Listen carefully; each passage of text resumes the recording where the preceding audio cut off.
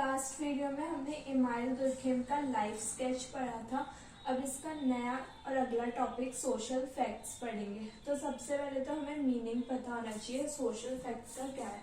तो last video में हमने जाना था कि इमाइल दुर्कहेम के 3 या 4 मेजर वर्क्स पढ़े थे। उनमें से एक था the rules of sociological method. तो उसी बुक में दुर्कहेम ने सब्जेक्ट मैटर ऑफ सोशियोलॉजी के बारे में बताया और कहा कि सोशियोलॉजी जो है वो सोशल फैक्ट्स की स्टडी है, यानी सोशल फैक्ट्स की जो स्टडी करते हैं उसे ही सोशियोलॉजी कहा जाता है। दूसरा इसका मीनिंग यह भी है कि सोशल फैक्ट्स वो सभी ways of acting, thinking and feeling है जो इंडिविजुअल्स में एक्सटर्नल होते हैं, जिनका नेचर कांस्टेंट होता है और कैरेक्टर जनरल होता है। इन तीनों चीजों का मतलब हम इसके कैरेक्टरिस्टिक्स में पढ़ेंगे। अब एक और लास्ट पॉइंट है मीनिंग में, वो है कि सोशल फैक्ट्स हमारे एनवायरनमेंट की ऐसी सोशल फोर्सेस होती हैं जो हमें इन्फ्लुएंस करती है, लेकिन हम उसे चेंज या कंट्रोल नहीं कर सकते हैं। सोशल फैक्ट्स आर दो social forces in our environment that influence us but which we can not change और कंट्रोल। अब हम कैरेक्टरिस्टिक्स पढ़ेंगे, इसमें हम वो तीनों वर्ड्स का मीनिंग भी पता करेंगे जो हमने पिछली डेफिनेशन या मीनिंग में पढ़ा था सोशल फैक्ट्स की। तो पहला है एक्सटियोरिटी, सेकंड है कॉन्स्ट्रेंट और थर्ड है जनरलिटी। सोशल फैक्ट्स के कैरेक्टरिस्टिक्स में सबसे पहले है एक्सटियोरिटी। तो इसमें हम जानते हैं कि एक्सटियोरिटी का मतलब क्या होता है। तो जो सोशल फैक्ट्स होते हैं ना, उनका नेचर एक्सटर्नल होता है। एक्सटर्नल का मतलब ये है कि ये इंडिविजुअल के द्वारा डिसाइड नहीं करे जाते, बल्कि उनकी रेस्पेक्टिव सोसाइटीज के द्वारा डिसाइड किए जाते हैं। सोशल फैक्ट्स ऑटोमेटिकली इमर्जेस होते हैं, इसीलिए उन्हें सुई जेनरस, जिसका मतलब होता है सेल्फ डन, भी कहा जाता है। सोशल फैक्ट्स हमेशा इंडिविजुअल के अराउंड प्रेजेंट है और उनके इंडिविजुअल के बर्थ से पहले ही डिसाइड हो जाता है कि इंडिविजुअल को क्या करना है। इंडिविजुअल के जो डूज एंड डोंट्स होते हैं वो ऑलरेडी डिसाइडेड होते हैं सोशल फैक्ट्स के द्वारा। अब सोशल फैक्ट्स का दूसरा कैरेक्टरिस्टिक है कॉन्स्टेंट। कॉन्स्टेंट वाले में पॉइंट में हम ये बताएंगे कि सोशल फैक्ट्स कोहेसिव होते हैं नेचर में। इसका मतलब ये है कि ये इंडिविजुअल पे नहीं होता है कि उन्हें ये फॉलो करना है या नहीं करना। एक तरीके से ये कह सकते हैं कि वो इंडिविजुअल पे इम्पोज्ड होते हैं। सेकंड बात हम ये बता सकते हैं क्योंकि वो कोहेसिव होते हैं नेचर में, लेकिन इंडिविजुअल तब तक ये फील नहीं करता है जब तक वो सोशल फैक्ट्स के अकॉर्डिंग बिहेव कर रहा है। उसको ये रियलाइज तब होता है कि सोशल फैक्ट मुझ पे इम्पोज किया जा रहा है जब वो उसके अगेंस्ट जाता है।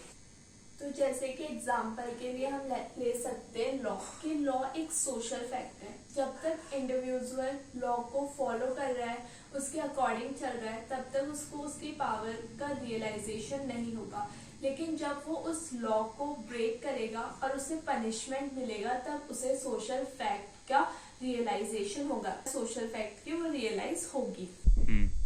अब थर्ड कैरेक्टरिस्टिक है जनरलिटी। सोशल फैक्ट का कैरेक्टरिस्टिक है, इसमें हम ये बताएंगे कि सोशल फैक्ट्स इंडिविजुअलिस्टिक नहीं होते हैं। इसका क्या मतलब है? इसका मतलब एक जनरल कैरेक्टर होते हैं कि ये सोसाइटी के सभी मेंबर्स पे एप्लीकेबल होते हैं, सिर्फ किसी एक इंडिविजुअल पे नहीं, इसलिए जनरलिटी होता है। अब सोशल फैक्ट्स के एग्जांपल्स ले लेते हैं, law, religion, custom, marriage, division of labour etcetera. ये सभी सोशल फैक्ट्स है और इसीलिए ये सब्जेक्ट मैटर ऑफ सोशियोलॉजी भी है, क्योंकि दुर्कहेम के अकॉर्डिंग सोशल फैक्ट्स की स्टडी को ही सोशियोलॉजी में सब्जेक्ट मैटर माना जाता है।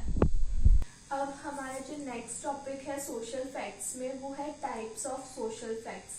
तो दुर्कहेम ने 2 टाइप्स ऑफ सोशल फैक्ट्स को आइडेंटिफाइड किया था। फर्स्ट था नॉर्मल सोशल फैक्ट्स और सेकंड है एबनॉर्मल सोशल फैक्ट्स, जिसको पैथोलॉजिकल सोशल फैक्ट्स भी कहते हैं।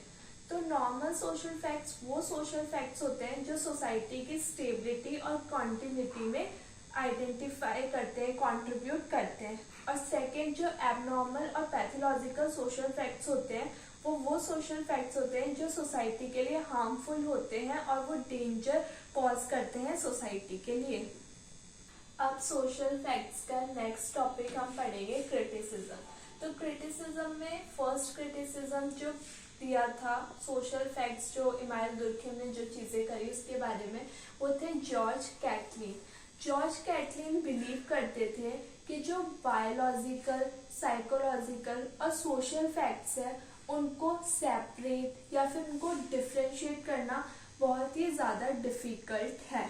उनका कहना था कि इमानुएल दुर्खेम ने सोशियोलॉजी को साइंटिफिक मैनर में डेवलप करने की कोशिश करी, लेकिन उन्होंने जो उसका एक्सप्लेनेशन दिया वो बिल्कुल ही अनसाइंटिफिक था। सेकेंड क्रिटिसिज्म इमानुएल दुर्खेम के थ्योरी पे जो दिया वो मैक्स वेबर ने दिया। मैक्स वेबर ने कहा कि जो इमानुएल दुर्खेम ने नेचुरल साइंस की लाइन पे सोशियोलॉजी को डेवलप करा है वो एक तरीके से ब्लंडर है। अब इस सोशल फैक्ट टॉपिक का जो लास्ट पॉइंट बचा है वो है कंक्लूजन। कंक्लूजन में हम ये बताएंगे कि इमानुएल दुर्खेम के जो भी इनोवेशन और एफर्ट्स थे उसकी वजह से उन्होंने सोशियोलॉजी को एज अ साइंस स्टैब्लिश्ड करा, और उनके इन सभी कंट्रीब्यूशन के लिए उन्हें फादर ऑफ मॉडर्न सोशियोलॉजी के नाम से भी जाना जाता है। तो अब हमने लाइफ स्केच कंप्लीट कर लिया था इससे पहले वाले वीडियो में। इस वीडियो में हमने सोशल फैक्ट्स कंप्लीट कर लिया। अब जो नेक्स्ट वीडियो आएगी उसमें हम सॉलिडरिटी टॉपिक भी कंप्लीट कर लेंगे। Please like, share, comment and subscribe.